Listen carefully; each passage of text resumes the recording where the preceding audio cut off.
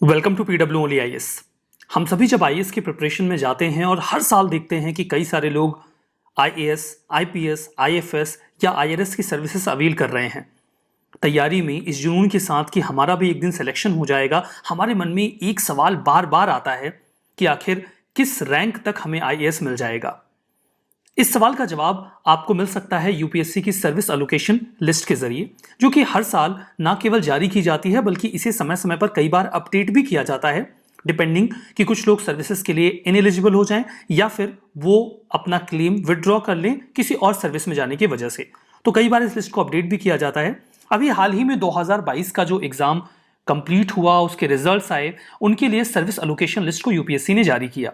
इस service allocation list के जरिए हम ये पता कर सकते हैं कि किस कैटेगरी के कैंडिडेट को किस रैंक तक आईएएस, आईपीएस या बाकी की सर्विसेज अवार्ड की गई हैं। तो आइए जानने का प्रयास करते हैं to have a clear insight कि आखिर किस कैटेगरी में किस रैंक तक आईएएस या बाकी की सर्विसेज मिली हैं। सबसे पहले शुरुआत करते हैं जनरल कैटेगरी के साथ और देखते हैं कि एक जनरल कैटेगरी के कैंडिडेट को किस रैंक तक आईएएस मिला है।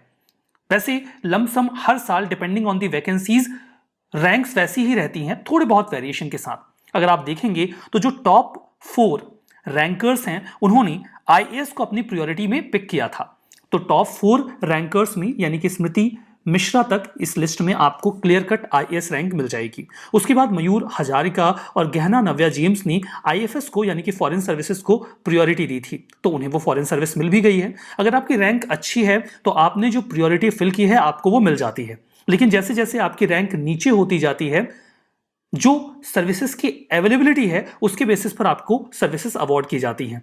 इसके बाद अगर आप जानना चाहें कि जनरल कैटेगरी में किस रैंक तक आईएएस ग्रांट किया गया है, अवार्ड किया गया है, तो आपको इस लिस्ट को स्क्रॉल डाउन करना होगा। हम इस लिस्ट में नीचे जाते हैं और लिस्ट में नीचे जाते हुए अगर हम पहुंचे 82nd रैंक पर यानी कि 82वीं रैंक पर, तो निर्मल कुमार हैं। 82वीं रैंक पर निर्मल कुमार जी के साथ ये आखिरी रैंक है जनरल कैटेगरी में जिन्हें आईएएस अवार्ड किया गया है। उसके बाद फिर आईपीएस की सर्विसेज शुरू हो जाती हैं या बाकी की सर्विसेज शुरू हो जाती हैं। तो अगर आप जनरल कैटेगरी से बिलोंग करते हैं और आईएएस बनना चाहते हैं तो आप ये जो वैकेंसीज आती हैं 800, 900, इसको टारगेट नहीं कर सकते। आपको समझना होगा कि बीइंग इन जनरल कैटेगरी आपको 80-85 के लमसम रैंक लानी होगी, तब जाकर आपको आईएएस मिल पाएगा। हर साल लगभग यही होता है कि 75 to 85 के बीच में जो जनरल कैटेगरी के लिए आईएएस की रैंक होती है वो खत्म हो जाती है। उसके बाद फिर बाकी की सर्विसेज शुरू हो जाती है। तो मतलब आपका जो टारगेट होना चाहिए वो इन जनरल रैंक 80 तक होना चाहिए अगर आप आईएएस बनना चाहते हैं। तो जनरल कैटेगरी में ही वो कौन सी रैंक है जहां तक आईपीएस अवार्ड किया गया है या आईपीएस के लिए कैंडिडेट्स को यूपीएससी के द्वारा रिकमेंड किया गया है। तो इसके लिए हमें इस लिस्ट को थोड़ा सा और स्क्रॉल डाउन करना होगा। इस लिस्ट में हम थोड़ा सा और नीचे आएंगे तो हमें पता चल जाएगा कि कहां तक जनरल कैटेगरी के लोगों को आईपीएस अवार्ड किया गया है।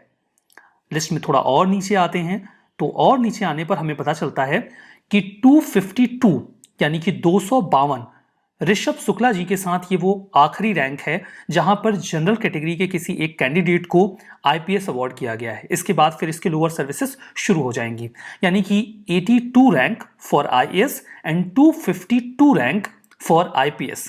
ये जनरल कैटेगरी के कैंडिडेट्स का टारगेट होना चाहिए।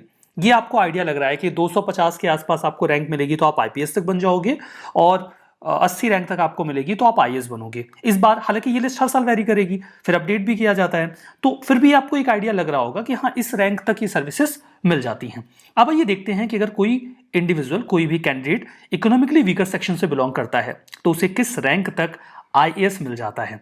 इस लिस्ट में थोड़ा सा हम और नीचे आएंगे और नीचे आने पर हमें पता चलेगा कि इकोनॉमिकली वीकर सेक्शन के जो भी एस्पिरेंट्स हैं उनमें जो सबसे लास्ट यहां पर रैंक है वो है 302। Shreyanshi Jain economically weaker section से वो लास्ट रैंक पर हैं जिन्हें आईएएस मिला है, यानी कि 302 रैंक तक इकोनॉमिकली वीकर सेक्शन में अगर आईएएस मिल रहा है तो आईपीएस के लिए इस रैंक में हमें और कितना नीचे जाना होगा इकोनॉमिकली वीकर सेक्शन के लिए। इकोनॉमिकली वीकर सेक्शन के लिए हम थोड़ा और नीचे जाते हैं तो आईपीएस की सर्विसेज के लिए ओवरऑल वी कैन सी काफी नीचे तक मिल जाता है। इकोनॉमिकली वीकर सेक्शन में अगर 553 रैंक है, 550 रैंक भी है, तब भी आईपीएस मिलने की पॉसिबिलिटी रहती है। तो यहां पर आपने देख लिया कि दो कैटेगरीज में आईएएस और आईपीएस की रैंक कहां तक अवार्ड हो रही है। इसके अलावा अगर आप देखना चाहें तो आप जो अदर बैकवर्ड क्लासेस यानी कि ओबीसी कैटेगरी के स्टूडेंट्स हैं उनके लिए देख सकते हैं, तो उन्हें 434 रैंक तक आईएएस मिल जाता है एज पर द लिस्ट। अनुपमा आनंद ये 434 रैंक पर हैं जिन्हें आईएएस अवार्ड किया गया है अदर बैकवर्ड क्लासेस में। तो ये तो लिस्ट में आपको आइडिया देने के लिए हो गया। अगर आपको आईएएस बनना है तो फिर you should target around rank 80, और बाकी आपको आइडिया लग रहा है as per the general category and as per the other categories as well.